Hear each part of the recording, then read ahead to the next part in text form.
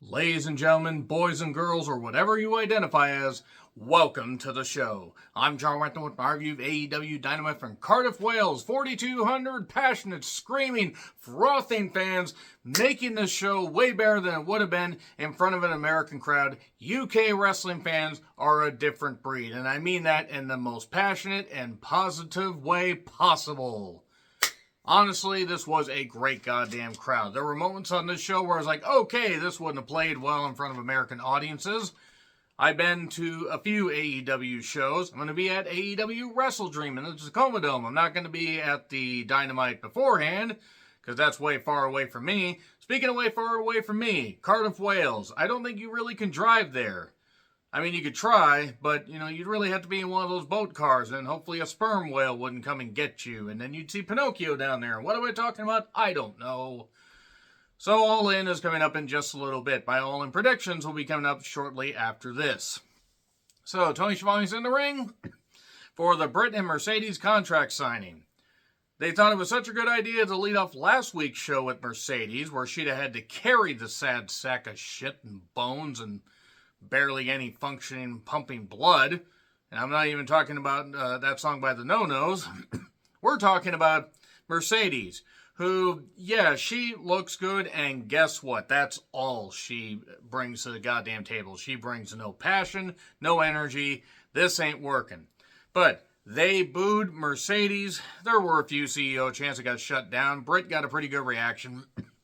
Britt did, however, say, "You were one of four. I've always been one of one." And somebody said, I forget who exactly said it on Twitter, but yeah, it's hard to, recreate that kind of shit. Yeah, it's hard to recreate that level of shit. Britt has regressed horribly.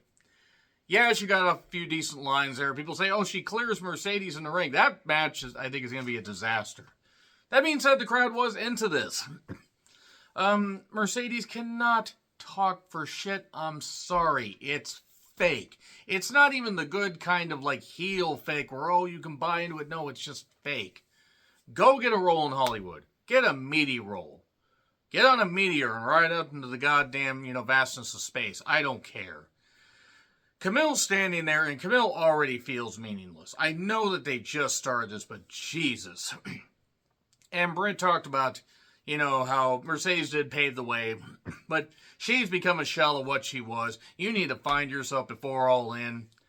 And yeah, there was a physical exchange that certainly happened. Camille had to flop around like crazy, and then there was a crossbody onto the goddamn chair that Mercedes was in, but Camille was in her lap. So I guess because she hit Camille, that whole thing about physicality not happening was okay. So not the only time that the physicality thing got brought up. Speaking of physicality, this match contained none of it. It was Jericho with the Idiots versus Thomas Billington, the Dynamite Kid. Look, Billington has potential.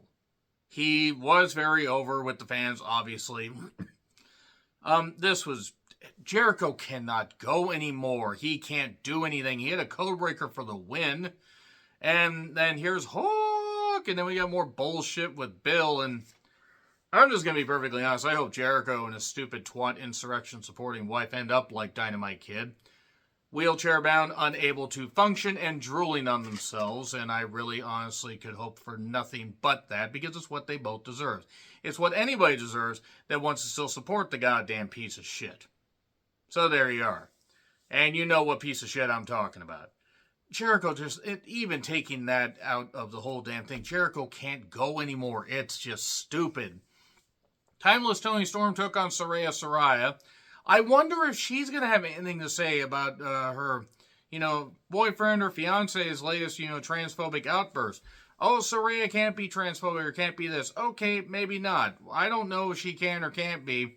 That's not up for me to decide, but I'll tell you what she is. She's an idiot, doesn't know how to choose goddamn guys properly, and if you were going to label a dog, you're going to get fleas. And believe me, based on how Saraya looks and how Ronnie looks, they contain more goddamn fleas than a freaking puppy mill. Except puppy mills actually can produce something useful if you raise it right. You can't fix Saraya, or Ronnie. I mean, maybe they should be fixed so neither one can reproduce, but I digress. Harley was in the corner, An AEW women's title match is what this was. Saraya wanted a shot. Looks like she needs several goddamn shots. I don't know. I need a few shots of Novocaine. You know, I need something to just numb myself so I don't feel any pain watching her try to work. Look, Tony works fine. Saraya can't go anymore. There was a Worlds of Sports style thing that was kind of funny to pop the crowd. Later, Tony kissed Harley. Harley seemed to like it. And then Saraya punches Harley on accident. And then kisses Saraya and hits strong 0, storm 0, 1, 2, 3. Tony celebrating. Mariah comes in, clocks her with the goddamn shoe. They accidentally play Tony's music at first when Mariah's celebrating. And oh boy, that was certainly nice. It's certainly going to be interesting to see how they do. Because I gotta be honest, of the two women's matches that they've really built up, this is the one I'm more excited for. In fact, this is probably one of the matches on the card that I'm really, really excited for in general. And yes, I will be watching All In. I will continue to pay for the pay-per-views until the end of this year, and then they need a streaming deal, a package deal, or something. They want to run All In Texas in July of next year, Texas Rangers Stadium. Good fucking luck. So anyway, we have Mariah with Orange's group and Willow.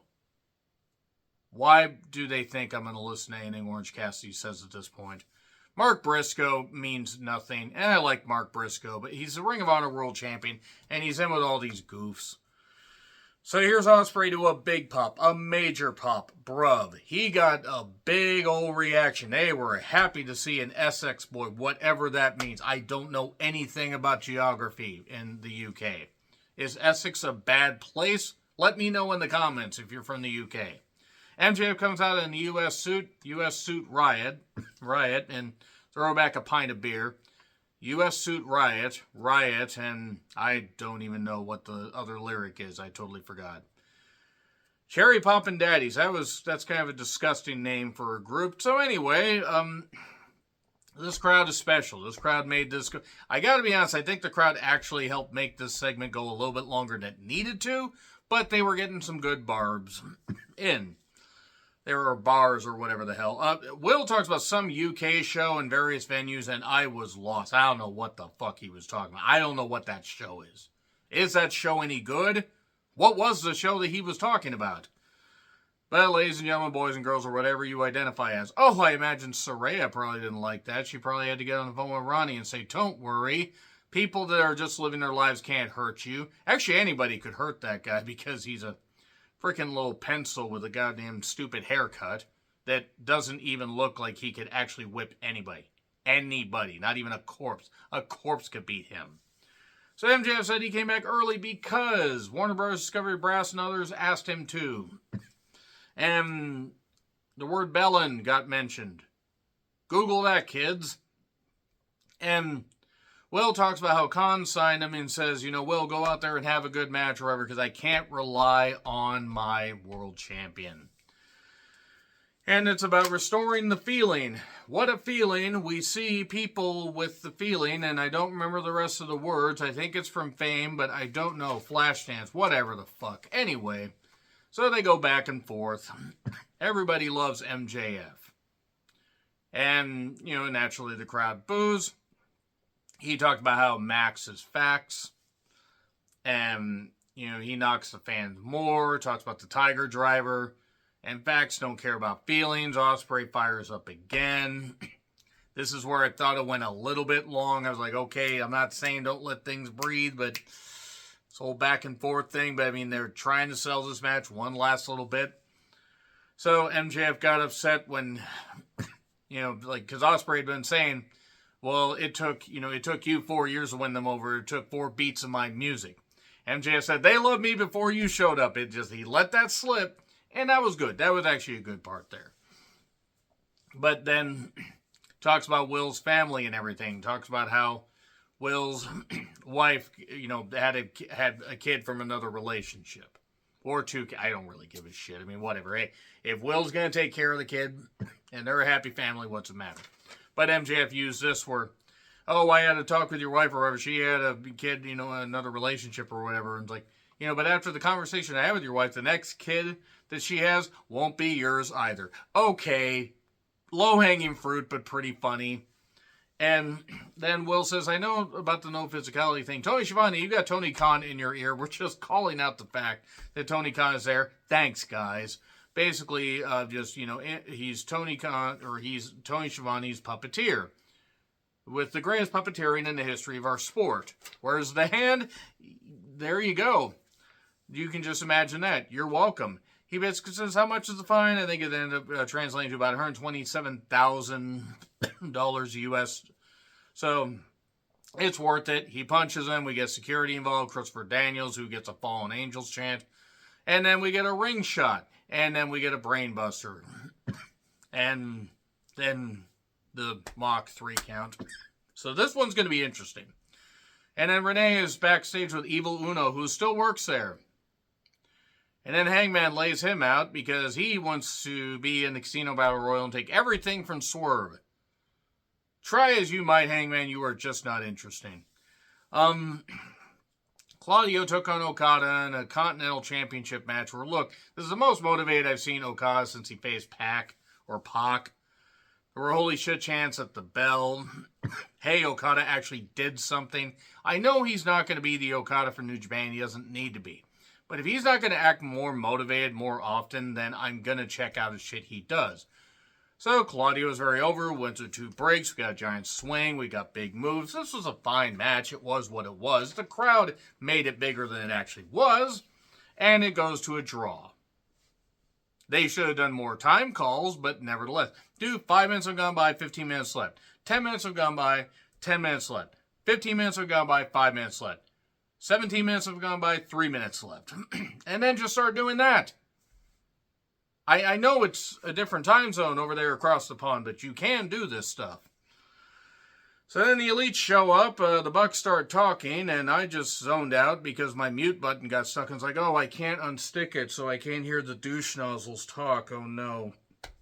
And then Darby and FTR, FT Darb, as it were, took on the Elite, the Bucks and Jack Perry. We got a jump start, and 10 minutes later, after a powerplex, we got a coffin drop, and one of the Bucks got pinned. Which one? I don't care. So, that being said, crowd was into this. It's just it involves the Bucks, who can't wrestle, and Jack Perry, who hit his ceiling when he got out of his mother's womb. So anyway, the Acclaim show up. Caster's acting more like a heel than Bowens is. Are they going to split the Acclaimed up? I hate to say it, Bowens might be better off because Caster just doesn't have it anymore. So there we are. They've a little jaw jacking while everybody's just there. The Bucks are making stupid faces. Oh wait, that's just how they normally look. And then Danielson tells Will, who was busted open by the ring shot, oh yeah, that move, do it. And then Nigel McGuinness is hosting the goddamn final countdown or final showdown thing. Swerve comes out, and Swerve gets a lot of promo time.